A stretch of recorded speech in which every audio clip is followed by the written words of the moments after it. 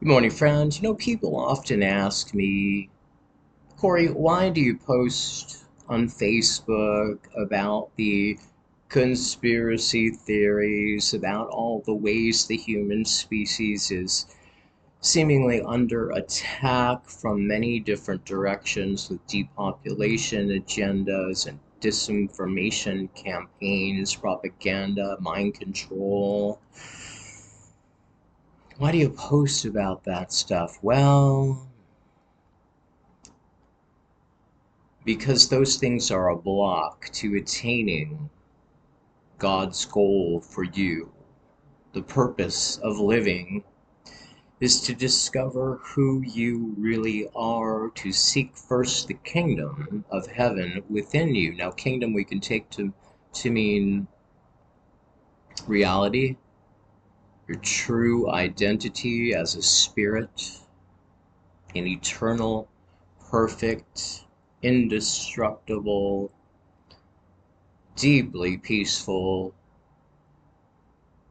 eternal being of light. The light of God is the only truth about you or anyone. In fact, right where there seems to be the world of chaos and the encroaching tyranny of the human realm, out of ignorance of God's truth, that there is only the one life and the one self, and the kingdom of heaven is real, the world is not.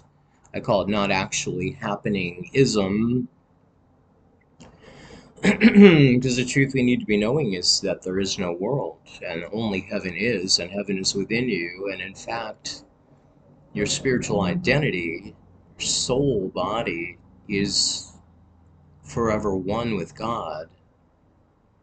The human mind and the human body is a block to the awareness of the real self. And that's why knowing the truth that makes you free is so essential. It's not going to make anybody free just floating around in the air and just joining a Jesus fan club, which is essentially what they turned the message into, where you just hit like and subscribe, say a few magic words, I accept Christ as my Lord and Savior, and I'm done. That's it. There's no other message to be studied or principles to be practiced.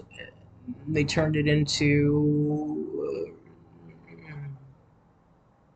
something that cannot free you from the bondage of the false self and the mortal identity in the unreal world. My kingdom is not of this world. We're in a dream, and awakening really ought to be your goal.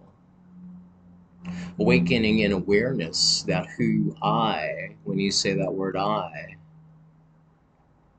you have to know there is, let's call it the lowercase I, the mortal identity with the past and the future, and fears and the wants and the hates and all of the insanity of the human realm.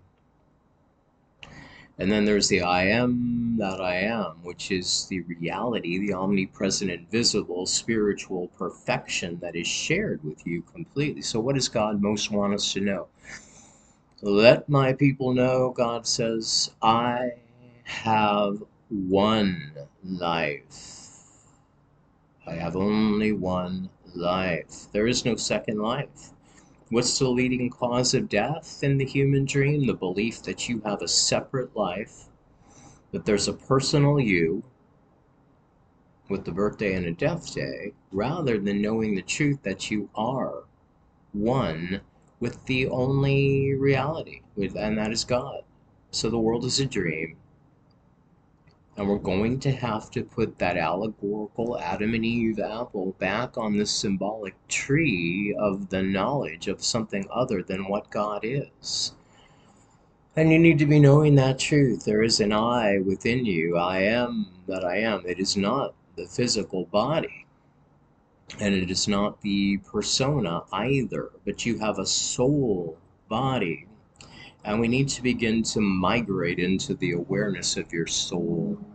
Plan your escape from the prison of flesh. You're on the seeming voyage of the Titanic of mortal existence. And you can be rearranging the deck chairs on the Titanic, you can be painting your cabin on the Titanic, but Life is a death sentence as a mortal human being, but the good news is you're not flesh and bone and blood. That's the obstacle. Your human thought system is the obstacle. There is a world mind, a hypnotic influence that keeps us propagandized, brainwashed, mind controlled to believe we are people in a world of time. So it requires meditation and quieting the mind. Take no thought.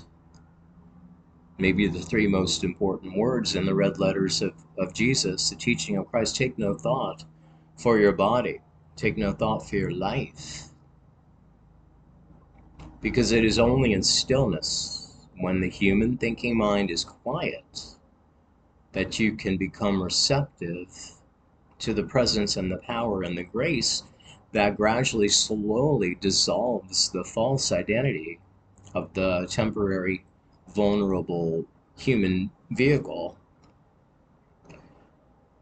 until you become more and more and more aware gradually. Oh, I am one life. There's only one life, and that is God.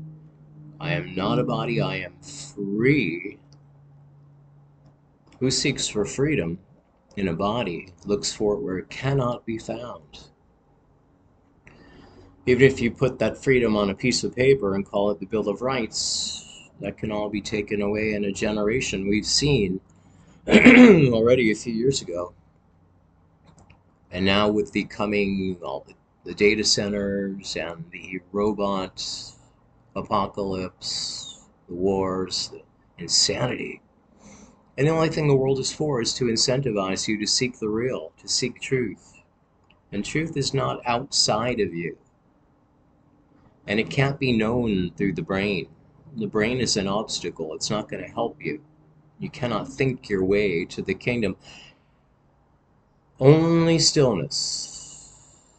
Now, sure, we need words to be knowing the scriptural truth, practicing the principles that lead us to be able to rest and relax in the awareness, like laying in the sunshine to get warm. Oh, there's only one omnipresent truth, and it's invisible and perfect, and I am that invisible spiritual perfection. I'm not a body.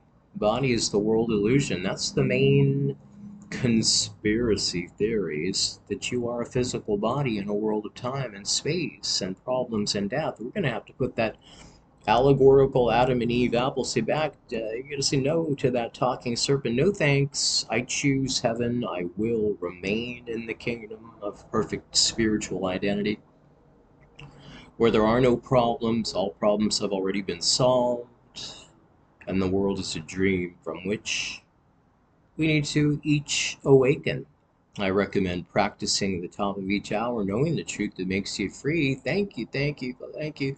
You've already saved me from this prison of mortality and earth.